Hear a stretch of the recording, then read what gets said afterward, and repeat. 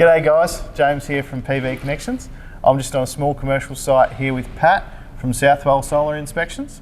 Pat's an industry veteran, been in the industry since 2009 and is now a registered LEI, and we're just inspecting this small system and talking about the compliance in labelling. Thanks for having us down, Pat. No worries, James. Great to be here.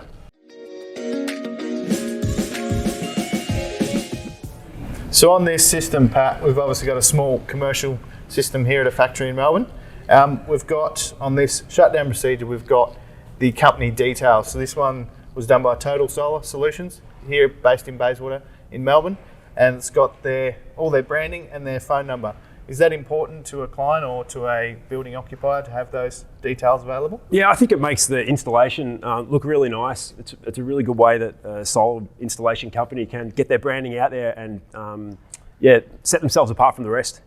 Yeah, definitely, and it gives the homeowner, the building occupier, some contact details to reach out to if they ever need to as well.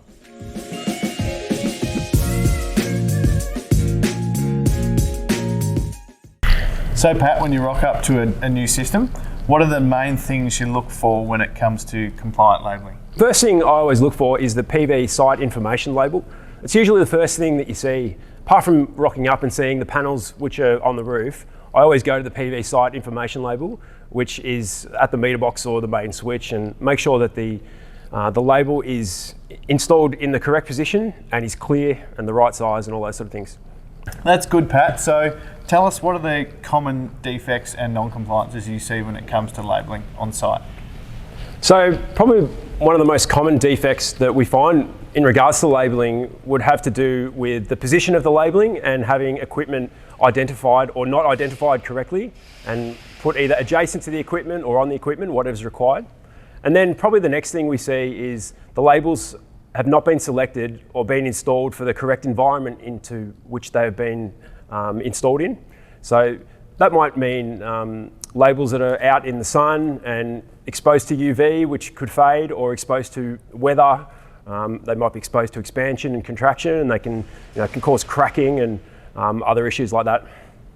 Yeah, excellent. We've seen examples of that on the disconnection point cabling, where you've got your little label for your string wire cabling. Sometimes you can get some breakages there, so it's important to put your labels on correctly, isn't it? Yeah, definitely. We've found since the advent of disconnection points, since the new 5033 has come in and we don't need to install rooftop isolators anymore, the labelling on the disconnection point is actually one of the most important parts of it.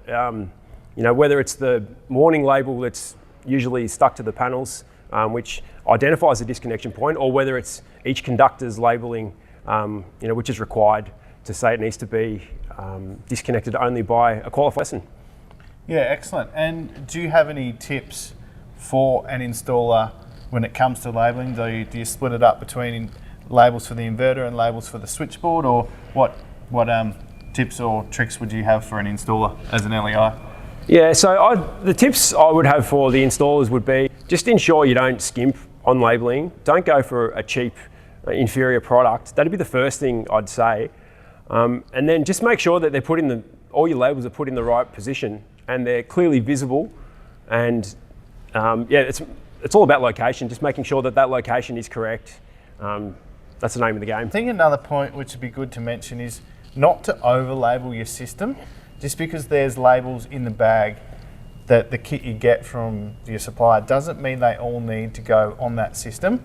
So if you come away with 2 or 3 labels that may be meant for a larger system or a different type of system, then don't worry about putting them on the system if you don't need to. Like it's almost get the right labels on the right system rather than just slapping on every label and just hope for the best. Yeah, it's funny how we go to jobs sometimes and you just see all these different labels, the wrong ones. It just looks like a confusing jigsaw puzzle. Yeah. It just doesn't really make any sense. I think it's really important to make sure you only use the ones that you really need to. Yeah. And then it makes the identification of the equipment easy for people who are not necessarily either solar installers or trained electricians. Might be for emergency service people, or just even other tradespeople who are wanting to work around the solar system and need to know what's going on. Yeah, exactly. Someone coming in to do a switchboard upgrade for some other reason and the solar connected, it's good to know that what is written there is actually legit.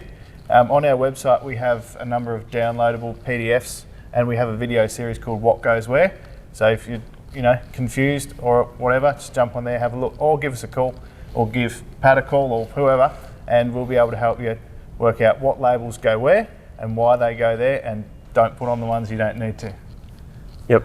Cool. Well, thanks, Pat. No worries. Thanks, James. Glad to be on site with you, and good to get a LEI's perspective of compliant labelling. No worries. Thank you. Cool. Cheers.